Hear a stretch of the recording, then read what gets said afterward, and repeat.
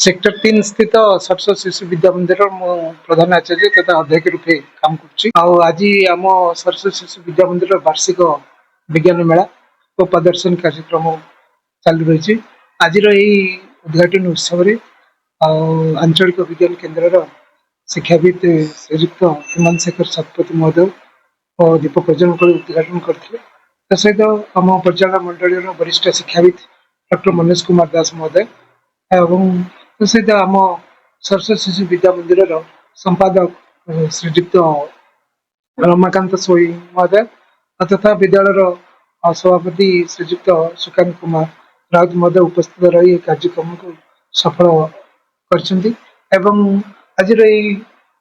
विज्ञान मेलार आमर कुनि कुनि पिला माने जे 3 वर्ष अरुण उदय किरण पिला 16 प्रकल्प प्रस्तुत कर सहित प्रथम द्वितीय उपकनिष्ठ विभाग 24 प्रकल्प और षष्ठ सप्तम अष्टम श्रेणी 26 प्रकल्प नवम दशम 14 प्रकल्प ये भाव में 3 वर्ष रु 15 वर्ष पर्यंत पिला माने 106 प्रकल्प आमर प्रस्तुत कर विज्ञान मेला अंशग्रहण कर अर्थ हूँ जो प्रकल्प प्रस्तुत कर विज्ञान आम दैनंदिन जीवन में केमती सहयोग कर विज्ञान बिना आम जीवन अधूर ये विज्ञान किपर प्रसार प्रसारित हो पार एवं गवेषणा मनोभाव और प्रयोगात्मक मनोभाव नहीं विज्ञान केमती अग्रगति हम एवं मनीष के सुख जीवन यापन कर आमर जो जलवायु परिवर्तन होची से जलवायु परिवर्तन किभली प्रभाव पकाउछि आम दैनंदिन जीवन में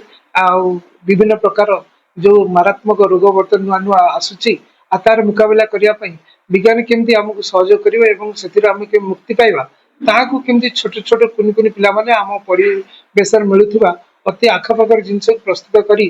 कम पैसा खर्च प्रकल्प प्रस्तुत कर रमाकांत स्वाई सरस्वती शिशु मंदिर संपादक अच्छी नीलाद्री विहार आमर ये स्कूल टी अवस्थापित करिछि। आज विज्ञान मेला रही कौन एक्चुअली प्रत्येक वर्ष भली ए वर्ष मध्य आमर विज्ञान मेला आयोजन कराई तो विज्ञान मेला आयोजन पूर्व आमर पिला मानकर गार्डियन मानक इनफॉरमेशन दिया जायतिला जे विज्ञान मेला रे सब छुआ को एतरे भाग दबा पई आमे अनुरोध करथिलु तो सबडू बड़ खुशी कथा 106 जन छुआ आपणकर प्रारंभ रु क्लास 10 पर्यंत समस्त एथिरे भाग नहीं बहुत बढ़िया से प्रिपेरेसन होती मो निजे बुलिकी देखिली भल से प्रिपेरेसन होती से माने जो जो जिनस गुड़ाक से आनी गछ हो आपणकर सूर्य विभिन्न प्रकार इनोवेटिव आइडिया रे से प्रस्तुति करके आनी बहुत भल होती धन्यवाद देवी से बापा माँ को पेरेंट्स मान को जो माने से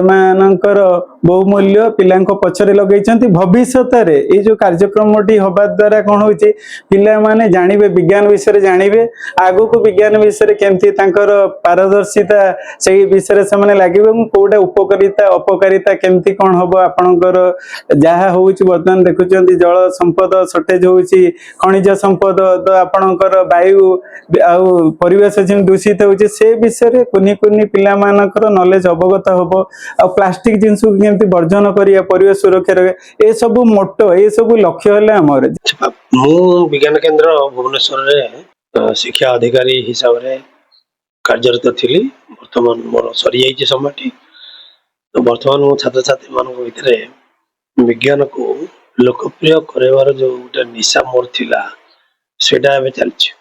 आज सरस्वती शिशु विद्या मंदिर रे ज्ञान विज्ञान मेला से उद्देश्य तो मुझे प्रथम जो पिला कथा हली प्रथम से आरंभ करी टॉपिक जे अधिक गरम बा कम गरम केमिति हमर जीवन को प्रभावित करुछि तो अधिक और कम यही शब्दटा आसुची हमर जलवायु परिवर्तन मुख्य कारण तो सेटा को पिला माने टिके टिके जानिले प्रोजेक्ट भी करछन्ती केमिति प्रदूषण होछि एवं प्रदूषण फल रे वायुमंडल तापमात्रा बढ़ुछि एवं सेठू सब प्रकार समस्या आरंभ होछि ए विषय पिला माने ऑलरेडी चिंतित अछंती किंतु चिंता थिले कोन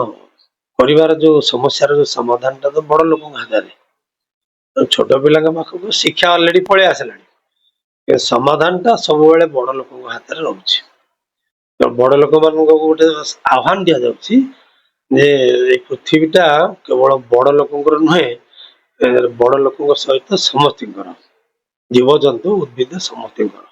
ତେଣୁ ବଡ ଲୋକମାନେ ଯଦି ସୁଧୁରି ନ ଯିବେ, ମଲା ବେଳେ କିନ୍ତୁ କେହି ଜଣେ ହେଲେ ବି ଛାଡ ପାଇବେନି। ସେଥିରେ ଜୀବଜନ୍ତୁ ବି ମରିବେ, ସେଥିରେ ଗଛ ବୃକ୍ଷ ବି ଉପୁଡିଯିବେ, ସେଥିରେ ସାଧାରଣ ମଣିଷ ବି ମରିବେ, ସେଥିରେ ବଡ ମଣିଷ ମଧ୍ୟ ସଫରିଂ କରିକି ମରିବେ।